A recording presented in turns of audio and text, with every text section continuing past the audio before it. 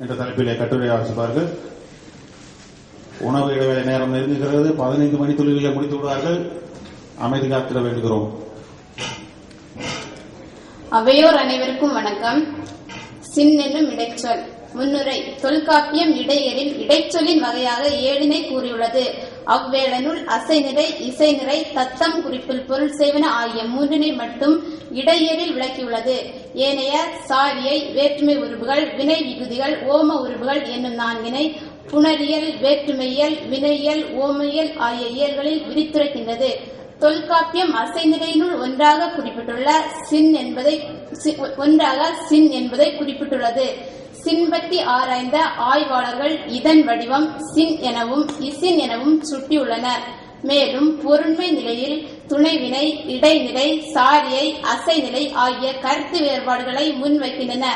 அக்கருத்துக்களின் வன்மையும் மென்மையும் இக்கட்டுரை ஆராய்கிறது. இடைச்சொல். இடையெனப்படுவ பேரொடும் வினையொடும் நடைபெற்று இயலும் தமக்கு இயல்புலவே. தொல்காப்பியம் 734 என்கிறது தொல்காப்பியம். அதாவது இடைச்சொல் என்பது பெயர், வினை, உரி என்னும் பாகுபாட்டுக்குள் அடங்காத சொற்கள் ஆகும். தனக்கென்று தனியான குறிப்பு பொருள் இருந்தும் தனித்து நின்று இயங்க முடியாமல் பெயரையும் வினையையும் தொடரையும் சார்ந்து நின்று தெளிவான பொருளை உணர்த்துவதும் பொருளை வேறுபட வைப்பதும் இடைச்சொல் ஆகும். இதனை எல்லா சொல்லும் பொருள் குறித்தனவே. தொல்காப்பியம் 642 என்பதும் இடைச்சொல் எல்லாம் வேற்றுமை சொல்லே என்பதும் அரண் செய்கின்றன. சின் இடைச்சொல் வரும் சொற்களின் தொகை.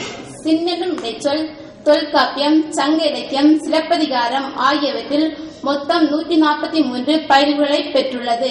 இவற்றில் முன்னிலையில் 48, தன்மையில் 43, படர்க்கையில் 43, இடைச்சொல்லின் பின் 2, பெயர்ச்சொல்லின் பின் 3, தொல்காப்பியம் சின் என்னும் இடைச்சொல்லை சுட்டுகையில் 3, பாட வேறுபாட்டில் 1 என்னும் தன்மையில் வந்துள்ளன.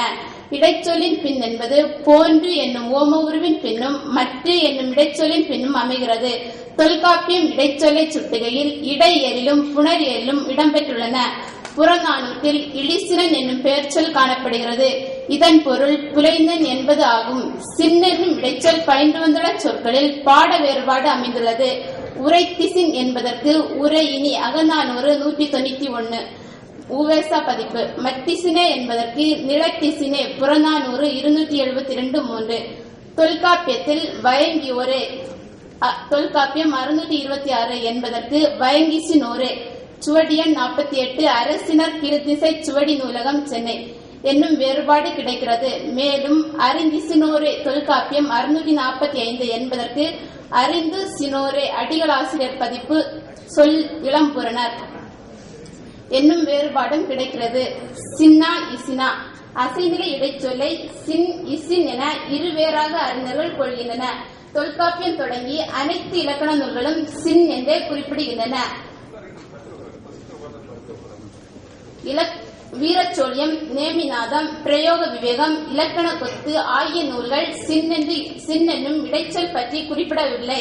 இவற்றுள் பிரயோக விவேகம், இலக்கண கொத்து ஆகியன இடைச்சொல் பற்றிய செய்திகளை ஒரு சில நூற்பாக்களில் கூறி சென்றுள்ளன. நேமிநாதமானது தொல்காப்பியம் 7 வகையாக கூறிய இடைச்சொல் வகையினை 6 வகையாக கூறுகிறது. நேமிநாதம் அசைநிலை என்னும் வகையினை கூறினாலும் இச்சொல் வழக்கிழந்துள்ளமையால் கூறாது விட்டுள்ளது. தொல்காப்பியம், நன்னூல், இலக்கண விளக்கம், தொன்னூல் விளக்கம், முத்து வீரியம், சுவாமிநாதம் ஆகிய நூல்கள் சின் என்னும் இடைச்சொல்லை சுட்டி செல்கின்றன. தொல்காப்பிய மரபினை அடியொற்றி அனைத்து இலக்கண நூல்களும் சின் என்றே சொல்கின்றன. இலக்கண நூல்கள் எவற்றிலும் இசின் என்று பதிவு செய்யப்படவில்லை. இவ்விலக்கண நூல்கள் தொல்காப்பியர் கூறிய அசைநிலைகளுக்கு மேல் கூடுதலாய் புதிய அசைநிலைகளை கூறியிருத்தலை காண முடிகிறது. சின் என்பதுதான் இசின் என சிலரால் பிறழ உணரப்பட்டுள்ளது. ஆகையால் கூறாது விடுத்திருக்கின்றனர். மேலும் பழந்தமிழ் இலக்கியங்களுடன் இவ்வழக்கு நின்றுவிட்டதும் காரணமாகும். ஆனால் பிற்கால இலக்கண நூல்களிலும் நிகண்டுகளிலும் எண்டிசினோரே, அறிந்திசினோரே போன்ற வழக்குகள் காணப்படுகின்றன. அசைச்சொல் என்பனால் அறிந்திசினோரே. முத்து வீரியம் 663. நுடங்கிய கொடியன நுவண்டிசினோரே. திவாகரம் 1337 என்பனவற்றை சான்றாக கூறலாம். சின் என்பது அசைநிலை என்று தொல்காப்பியர் குறிப்பிட்டுள்ள இடத்திற்கு உரை காணும் போது உரையாசிரியர்கள் கண்ணும் படுமோ எண்டிசின் யானே நற்றிணை 61 என தன்மையிலும் யாரத்து அறிந்திசினோரு குறுந்தொகை 18 என படக்கையிலும் வரும் என்பதை இளம்பூரணர், சேனாவரையர், தெய்வச்சிலையார், நச்சினாக்கினியர் ஆகிய நால்வரும் மேற்கண்ட சான்றுகளையே தந்து நிறுவுகின்றனர். இவற்றின் மூலம் தன்மையிலும் படக்கையிலும் சின் வரும் என்னும் தொல்காப்பிய கருத்து ஏற்கப்பட்டுள்ளமை தெரிகிறது. சின் என்னும் வடிவிற்கு மாற்றாக முதலில் இசின் என்று கூறியவர் நச்சினார்க்கினியர் ஆவார்.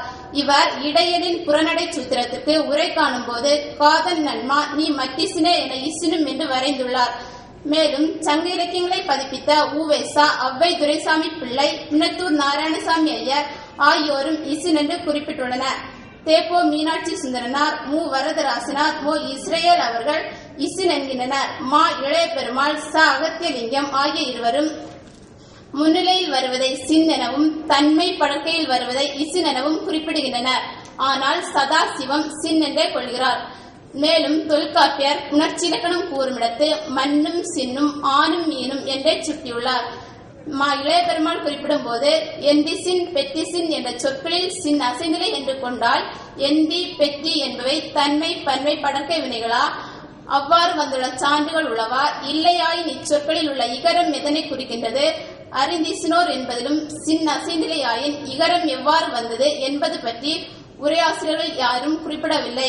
கண்டு, பெற்று முதலிய உகர ஈட்டுச் சொற்கள் சின் என்ற உரையோசோடு புணரும் போது உகரம் இகரமாக திரிகிறது என்று கொள்வதற்கு விதியோ சகரத்திற்கு முன் அவ்வாறு திரியும் என்று வேறு எந்த சான்றுகளோ காண முடிவதில்லை என்பது தடையாகிறது என்று இளைய பெருமாள் விவாதம் செய்துள்ளார். இவரது கருத்துக்கு மறுமொழியாக எகரம் வருமொழி இகரம் குறுகும் உகர கிளவி துவரத் தோன்றாது தொல்காப்பியம் 410 என்பதை அடிப்படையாக கொண்டு வந்து கூட்டல் சின், ஆற்று கூட்டல் சின், உடற்று கூட்டல் சின் என்று வருவதாக கொள்ளலாம். எனவே சகரம் வருமொழியாக வரும்போது நிலைமொழி உகரம் கெட்டு இகரம் தோன்றும் என்பது பெறப்படுகிறது. இதுவரை கூறியுள்ள ஆதாரங்களை கொண்டு இதனை சின் என்று கொள்வதே பொருந்தும். பொருள்: சொற்கள் இருவகையான பொருட்களை கொண்டுள்ளன.